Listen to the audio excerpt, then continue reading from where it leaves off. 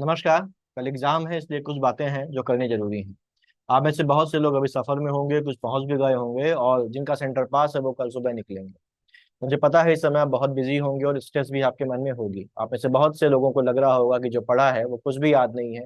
लग रहा होगा कि बहुत कुछ और भी किया जा सकता था जो हम नहीं कर पाए।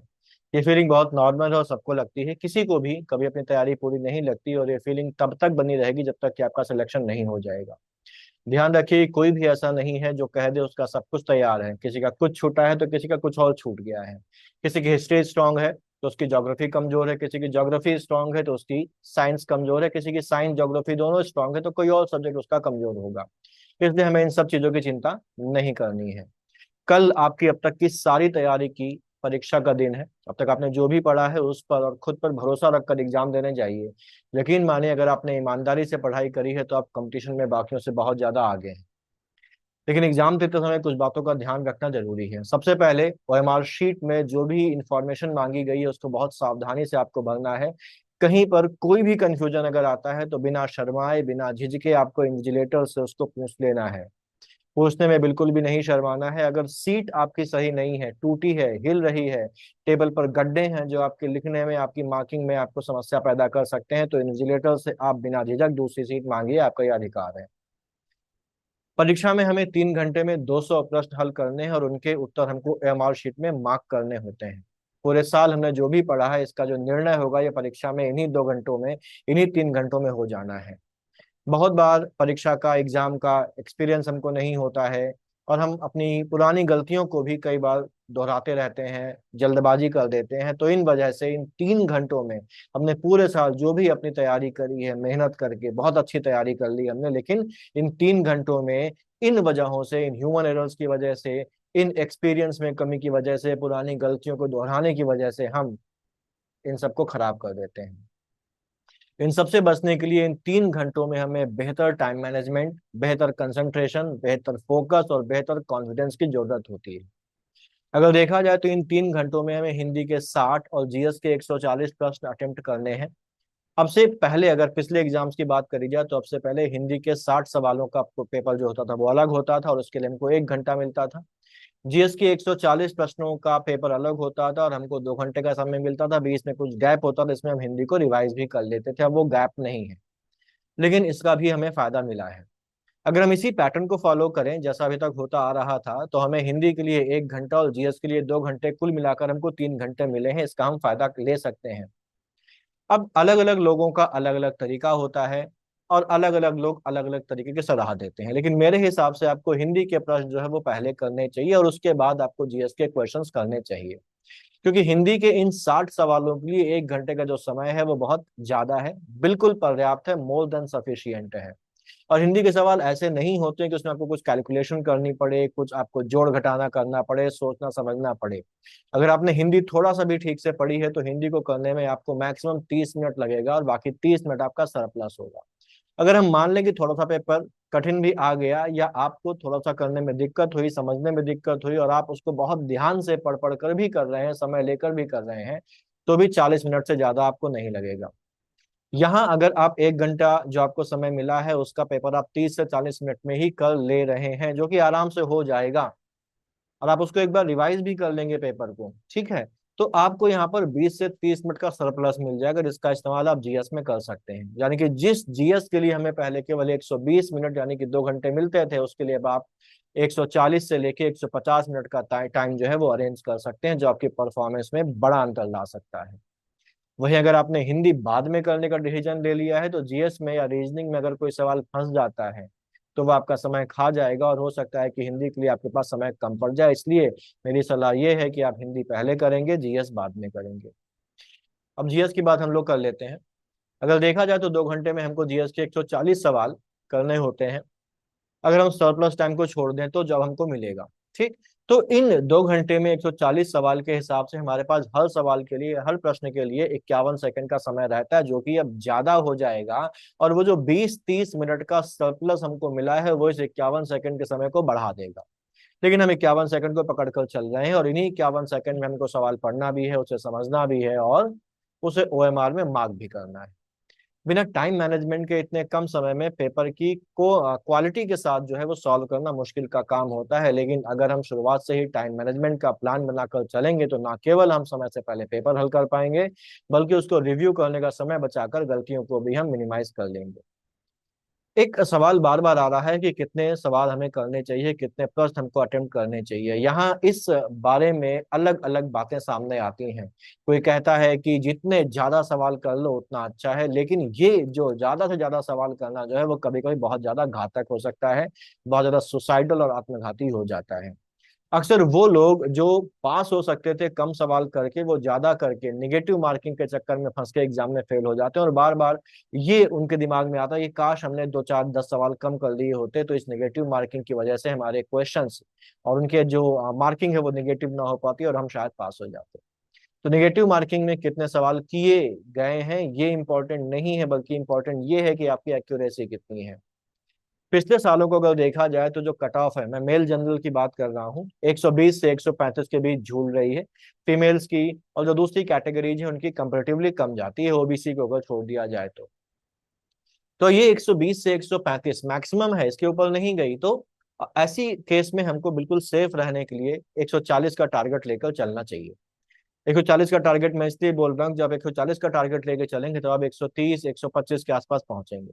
ठीक है, तो हम 140 का टारगेट लेके चलेंगे कि इतने हमारे जो है वो हिंदी मिलाकर जो है वो नेट से हो जाए। 140 में केवल जीएस का नहीं बोल रहा हूँ, ये हिंदी और जीएस मिलाकर 200 में से 140 बोल रहा हूँ।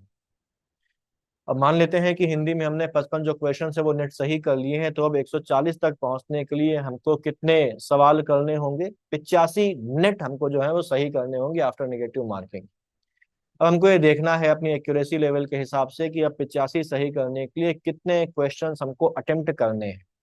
ये किस पर डिपेंड कर रहा है? ये आपके लेवल ऑफ एक्यूरेसी पर डिपेंड कर रहा है। आपको अपना लेवल ऑफ एक्यूरेसी बेहतर पता होगा, आपने कई सारे मॉक्स दिए होंगे, आपने कई सारे टेस्ट लगाए होंगे, आपने पीवाईक्यू सॉल्व किए होंगे, तो आपको पता होगा कि आपका जो लेवल ऑफ एक्यूरेसी है वो कितना है। मान लेते हैं कि किसी का लेवल ऑफ एक्यूरेसी जो है वो 90% है, यानी कि अगर वो 100 सवाल हल करता है तो 100 में से 90 सही करता है और 10 जो है वो गलत करता है। तो अगर हम यहाँ पर 90% के लेवल ऑफ एक्यूरेसी को देखें और जो नेगेटिव मार्किंग है उसको भी कंसिडर कर लें, तो 85 नेट सही करने के लिए उसको 98 क्वेश्चन जो है वो अटेम्प्ट करने होंगे, तब वो 90% के एक्यूरेसी लेवल के साथ 85 पर पहुंचेगा। इससे कम अगर करेगा तो फिर वो कम हो जाएगा। वहीं अगर एक्यूरेसी लेवल 80% है, यानी कि वो 100 में से 80 सही करता है और 20 गलत करता है, तो गलत सवालों और गलत सवालों के नेगेटिव मार्किंग में जो मार्क्स कटेंगे उसको ध्यान में रखते हुए अगर देखें तो हम कैलकुलेट करेंगे तो नंबर ऑफ क्वेश्चन जो है वो आएगा 116।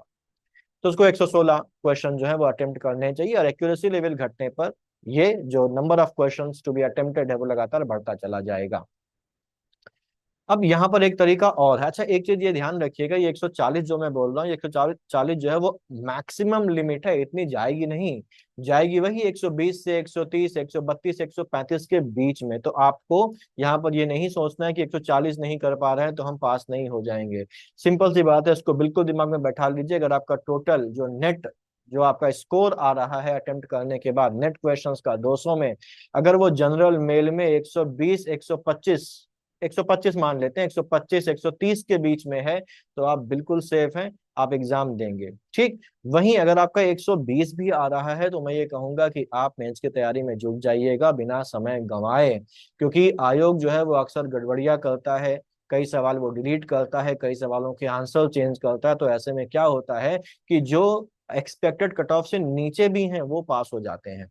तो अगर जनरल मेल की कैटेगरी में आप हैं तो 120 अगर आपका है तो भी आप मेंस की तैयारी में जुट जाइएगा बिना रिजल्ट की इंतजार किए हुए। क्योंकि अगर रिजल्ट का इंतजार करेंगे और रिजल्ट आने के बाद आप अगर पास हो जाते हैं तो आपके पास इतना समय नहीं होगा कि आप एग्जाम की अच्छी तैयारी कर सके। और मेंस एक बहुत बड़ा मौका होता है, उसको गंवाना नहीं है, खासतौर से आरओ का मेंस, क्योंकि इसके बाद कोई और लेवल नहीं बचता है, इसमें इंटरव्यू नहीं है। और वही जो है उसमें अगर आप अच्छा परफॉर्म कर देंगे तैयारी करके तो आपका सिलेक्शन हो जाएगा।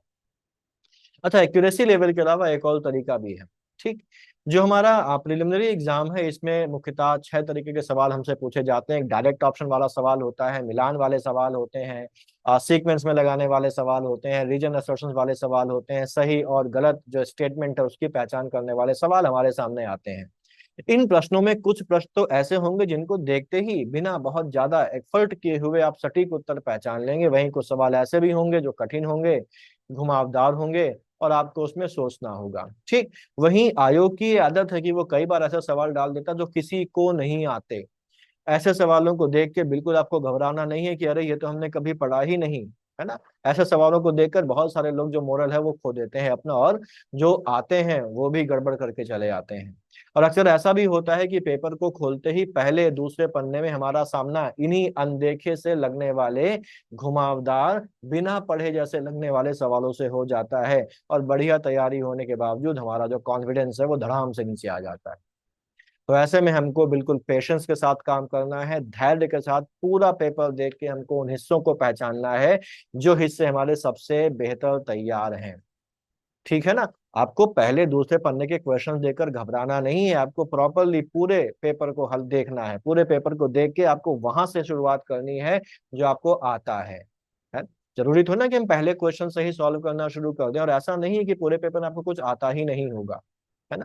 ठीक है, तो जो आपको सबसे बेहतर तैयार है वहां पहुंचिए और इसी पोर्शन के सवालों को सबसे पहले करना शुरू करिए। ध्यान रखिए कि एग्जाम की शुरुआत के जो 15 मिनट हैं यही आपके पूरे एग्जाम की जो दशा है और जो दिशा है वो तय करेंगे। अगर इन 15 मिनटों में आपने संयम और धैर्य का परिचय देते हुए अपने कॉन्फिडेंस को मेंटेन रखा है तो कहानी कुछ और हो जाएगी। वरना कठिन सवाल तो छोड़िए, जो सरल और आते हुए सवाल है ना वो भी हम गलत करके चले आएंगे। तो यहाँ पर आपको ध्यान रखना है कि आपको घबराना नहीं है, क्वेश्चन पेपर देख के आपको शुरुआत करनी है ढूंढ के वहां से जहाँ के क्वेश्चंस आपको आते हैं, और एक बार आपने उन क्वेश्चंस को करना शुरू कर दिया और वो क्वेश्चंस आपके सही होने लगे तो यकीन मानिए आपका दिमाग जो है उसकी स्पीड बढ़ जाएगी, समझने की कैपेसिटी बढ़ जाएगी, और उसका फोकस जो होगा वो भी बढ़ जाएगा। और कई बार ऐसा भी होता है कि वो सवाल जो हमको पहले लग रहे थे कि हमको नहीं आते थे वो भी अब हमारे होने शुरू हो जाएंगे। क्यों? क्योंकि हमारा कॉन्फिडेंस क्या हो गया है, हाई हो गया है। सारा खेल इन 3 घंटों में आपके कॉन्फिडेंस का, आपके फोकस का, आपके कंसंट्रेशन का और आपकी टैक्टिक्स का है। पढ़ा सबने है, लेकिन जो इन 3 घंटों में इन सभी चीजों को मैनेज कर लेगा ना वो क्लियर कर जाएगा। अदरवाइज कितनी भी अच्छी तैयारी क्यों ना हो, अगर आप ब्लैंक हो गए, अगर आपने अपना कंसंट्रेशन खो दिया, अगर आपने अपना मॉडल डाउन कर दिया तो एग्जाम निकलने वाला नहीं है। तो कॉन्फिडेंस बना के रखना है सबसे जरूरी बात। ये ध्यान रखिए, अगर कोई भी एक पास होगा तो वो आप होंगे, इस मेंटेलिटी के साथ आपको एग्जाम देने जाना है और एग्जाम को अटेम्प्ट करना है। वो अलग बात है कि आपने तैयारी ही नहीं करी तो फिर वो कॉन्फिडेंस किसी काम का नहीं है। ठीक। तो यहाँ पर जो मजबूत भाग है आपका वहां से शुरू करना है हमको, और उससे शुरू करते हुए बाकी सवालों की ओर हमको बढ़ता जाना है। इस प्रोसेस में पूरा पेपर एक साथ सॉल्व करने की जगह पेपर को 3 राउंड में आप सॉल्व करिए। सबसे पहले आपको वो क्वेश्चन सॉल्व करने हैं, वो क्वेश्चन आप सॉल्व करते जाइए जिनके उत्तर आपको बिल्कुल कंफर्म पता है। देखिए, आपने क्वेश्चन देखा, आपको आता है, आपने उसको टिक किया। अगला क्वेश्चन नहीं आता है, छोड़ा, आगे बढ़े, उसको मार्क कर दें, लेकिन जिससे कि आपको पहचान में आ जाए कि कौन से आपने कर लिए हैं, कौन से आपने नहीं कर लिए। अदरवाइज फिर बाद में आपको ढूंढना पड़ेगा कि कौन सा वाला है जिसको हमने कर लिया है, जिसको हमने नहीं किया है। ठीक। तो आपको आपको सीधे ओएमआर में नहीं करना है, आपने पहले वो क्वेश्चन सारे सॉल्व कर लिए जो आपको आते हैं, जो नहीं आते उनको मार्क करके आप छोड़ते चले गए। इनके जो आंसर्स हैं वो आपको पेपर में ही मार्क करने हैं, और पेपर में मार्क कर डालिए। और पेपर में जब आप एक राउंड पूरा कर लें, आपने वो सारे क्वेश्चन जब कर लिए हैं जो आपको आते हैं, ये राउंड आपका पूरा हो गया, उसके बाद एक साथ सावधानी से बिना ध्यान भटकाए पेपर से देखकर आप उनको ओएमआर में टिक करते जाइए। इससे होगा क्या, इससे ये होगा कि अगर आपने गलती से गलत ऑप्शन पहले मार्क कर दिया तो आप जब दोबारा पेपर से देखकर ओएमआर में टिक करेंगे तो आपका एक क्रॉस चेकिंग हो जाएगी कि हाँ ये है। ठीक है। तो आपको ओएमआर में अब बबल्स को फिलअप कर देना है। पहला राउंड हमारा पूरा हो गया। अब वो सवाल बचे हैं जो आपको कंफर्म नहीं पता थे, मतलब आपको आते हो सकते हैं, थोड़ा दिमाग लगाना पड़ सकता है, देख के आपको उनका आंसर समझ में नहीं आ रहा है। तो अब दूसरे राउंड में आप बचे सवालों में उन सवालों को करिए जिनमें थोड़ा दिमाग लगाना पड़ रहा है, उनको कर डालिए, थोड़ा मनन करिए, थोड़ा चिंतन करिए, सोचिए, समझिए, डॉट्स को कनेक्ट करिए, एलिमिनेशन मेथड्स लगाइए, कैलकुलेटिव रिस्क लीजिए। ठीक, उनको कर डालिए। अब बचे हुए सवालों में तीसरे राउंड में आपके सामने वो सवाल होंगे जो आपको बिल्कुल नहीं आते हैं। अब इन सवालों में जब आप आएंगे और आप ये देखिए कि आपने पहले और दूसरे राउंड में कितने सवाल कर लिए हैं, आपको ये समय निकाल कर गिन डालना है। अगर आप यहाँ पर 70 सवालों तक पहुंच गए हैं 75 सवालों तक पहुंच गए हैं तो बचे सवालों में आप वही सवाल करिए जिनमें केवल आपको दो ऑप्शंस में कंफ्यूजन है। जिन सवालों में दो ऑप्शंस में कंफ्यूजन है तो वहां पर आपके उनके सही होने की प्रोबेबिलिटी 50-50 होती है। तो अगर मैथमेटिक्स का स्टैटिस्टिक्स का इस्तेमाल किया जाए तो अगर आप ऐसे 10 सवाल करेंगे और आपकी किस्मत बहुत ज्यादा खराब नहीं है तो 10 में से आपके 5 6 7 सही हो जाएंगे, 2 3 आपके गलत होंगे, तो नेट आप बेनिफिट में रहेंगे। ठीक। तो आप यहाँ पर इनको कर डालिए। अगर आपके 70 हो रहे हैं ए और बी में, और ध्यान रखिएगा कि आपको 85 तक जाना है, तो 75 70 तक आप पहुंच गए हैं तो आपको 15 सवाल और यहाँ पर नेट सही करने हैं। तो आपको यहाँ पर बहुत ज्यादा रिस्क नहीं लेना है, ये आपको ध्यान रखने वाली बात है। एक चीज और यहाँ पर ध्यान रखिए कि अगर कोई सवाल पहली बार में नहीं आ रहा है तो उस पर समय वेस्ट नहीं करना है, आगे बढ़िए, उन सवालों को कर डालिए जो आपको आ रहे हैं या थोड़ा सा एफर्ट करके आपको आ रहे हैं। फिर इन जो बचे हुए सवाल हैं इनको तीसरे राउंड में आपको उठाना है, लौट कर आइए और लौट कर उस सवाल को देखिए। कभी कभी क्या होता है कि पहली बार देखने में अगर आपको समझ में नहीं आ रहा है तो कभी कभार दूसरी तीसरी चौथी बार देखने पर आपको वो क्लियर हो जाता है और आप सही उत्तर पहचान कर वहां पर टिक कर देते हैं। कीवर्ड्स पर आपको ध्यान देना है। अक्सर लोग गलती कर देते हैं, नहीं या केवल शब्द पर ध्यान नहीं देते हैं। तो नहीं और केवल शब्द पर आपको ध्यान देना है, खास तौर से आपको हर सवाल कम से कम 2 बार 3 बार पढ़ना है। हमारे पास पर्याप्त समय होता है, इसलिए कोई भी सवाल 2 बार पढ़े बिना आपको सॉल्व नहीं करना है। अगर कोई सवाल ऐसा है जो बहुत ज्यादा कठिन आ गया है या बिना पढ़ा आ गया है, ऐसे 5 6 10 सवाल आपको मिलेंगे ही मिलेंगे। तो इनसे डरना नहीं है, क्योंकि वो केवल आपके लिए कठिन नहीं है बल्कि वो सबके लिए कठिन है। वो केवल ऐसा नहीं कि आपको ही नहीं आते, वो किसी को नहीं आते होंगे, और इनसे आपके रिजल्ट में कोई फर्क पड़ने वाला नहीं है। लेकिन जो आसान सवाल हैं वो आपको गलत नहीं करने हैं। इसके साथ ही आपको एग्जाम में लेके क्या जाना है, आपको एग्जाम में एक ट्रांसपेरेंट राइटिंग पैड लेके जाना है।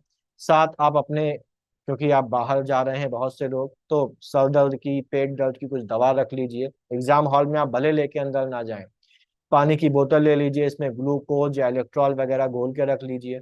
ठीक। मोटी निब के कम से कम 2 काले पेन आप रखिए। घड़ी रखिए। स्केल वैसे तो मना है लेकिन आप स्केल लेके जाइए, अगर बाहर रोक लेते हैं तो कोई बात नहीं, लेकिन अंदर आप लेके जाएंगे तो उसका फायदा ही आपको देखने को मिलेगा। ठीक है।